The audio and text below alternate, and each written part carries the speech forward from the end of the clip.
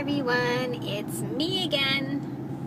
It's February 6, 2013, VLCD number 126, and I'm down from yesterday, folks, 118.2, and on the new scale, 118.4. So, probably already reported to you guys, like, the general stats. Who knows, because I don't know how to edit, so I don't know what I'm actually going to post to you guys, but maybe just more on like a personal rambling note. I'm taking you guys along for the ride here. Everybody's been kind of sharing personal stuff, and I know that I come across very guarded and private, because I am. Anybody that knows me would be shocked that I'm vlogging, and I have recently talked to like 3 people that know me really, really well, and they know that I'm vlogging, and they were just absolutely shocked. And of course, wanted to watch my vlogs, which I absolutely refused. I don't think that I would feel like I just wouldn't be able to vlog if I knew that they were watching me. I know that seems a little, odd. Some of you can relate to that, and I guess some of you cannot. But yeah, so I was thinking about it. Like, it's such a huge thing for me to come and vlog, yet it also seems to be pretty natural too, and I don't know if it's because we all have something in common to share, and I know that it keeps me on track, or if it also has to do with my life experience and things that I've gone through in my past. Lemon Drop, Snow Bunny, had asked, about, I guess, like, if I would go into why I'm such a recluse. I'm still processing that myself. I think, there's a lot to go into that, but definitely there's one thing that I think has made me a little bit more private than I should have to be, and that was a relationship that I had years ago, and I was reminded of this from the questions that I got from Lemon Drop, and then also the other night I couldn't sleep, so I was watching Reviving Ophelia, which, by the way, was pretty pathetic because I had already seen it. I've seen all of the Lifetime movies. Why? Watching the Wife Beater Station makes you feel better about whatever's happening in your life, So I'm ashamed to admit, but yeah, if it's been on there, I've probably seen it, and I may have seen it twice.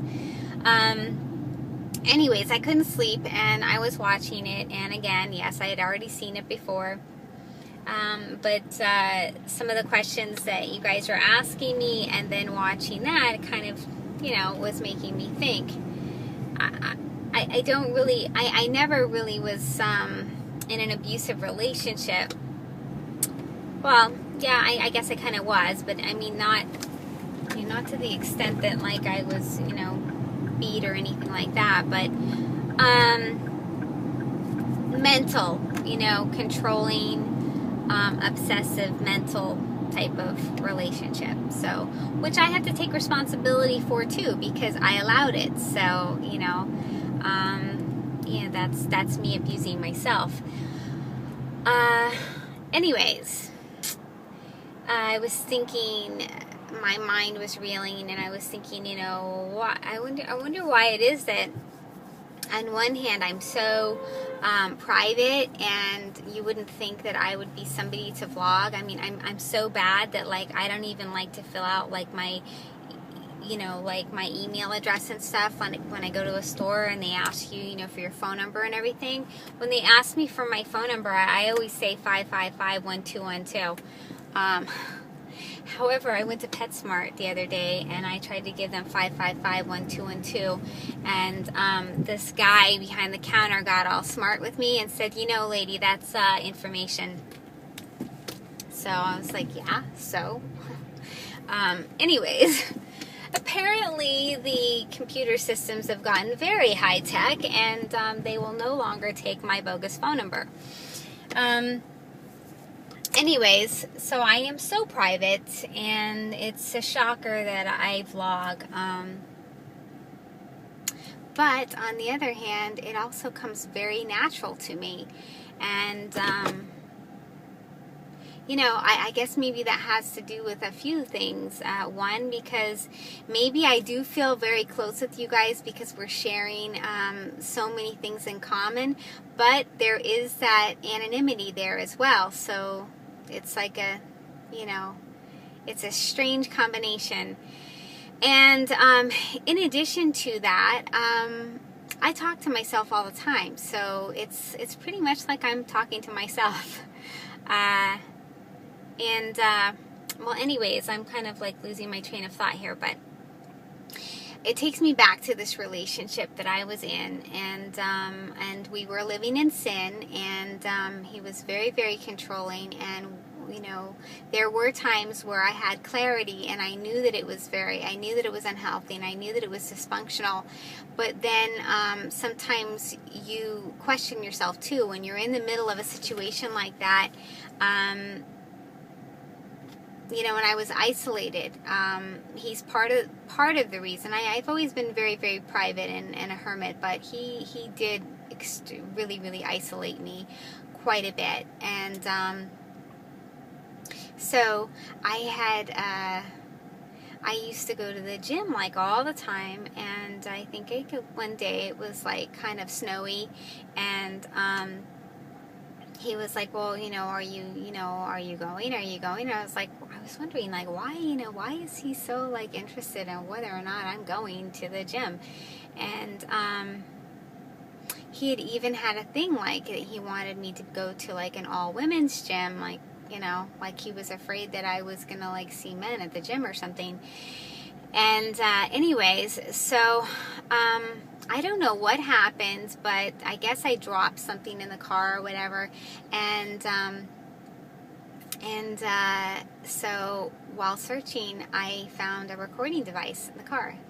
So yeah, that's the reason why he was encouraging me to go to the gym, because he wanted to listen to whatever I had to say in the car. You know, I talk to myself all the time. I'm sure he also wanted to get at least a one-sided conversation of, you know, whatever phone calls I made, or, you know, whatever, or, you know, also that I'm going to the gym, you know, maybe I'm having an affair, or, you know, whatever. So yeah, that was pretty dysfunctional, and I found the recording device. I put it right back. I didn't say anything about it, and I just wanted to see how things were going to play out, you know. I even gave him a few, like, interesting little tidbits to listen to, since I knew that every time I got in the car, I was being recorded.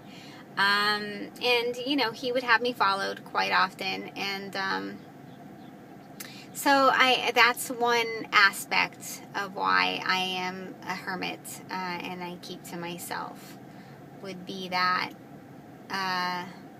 temporary insanity of our relationship. And you know, I don't necessarily regret it, because I learned a lot about myself, and you know, certain things in our lives we are just meant to experience, you know, and there's just certain set points, I think, in our life that, for the most part, no matter which way we turn, we're going to cross paths with that person or that type of, you know, situation, experience to learn from.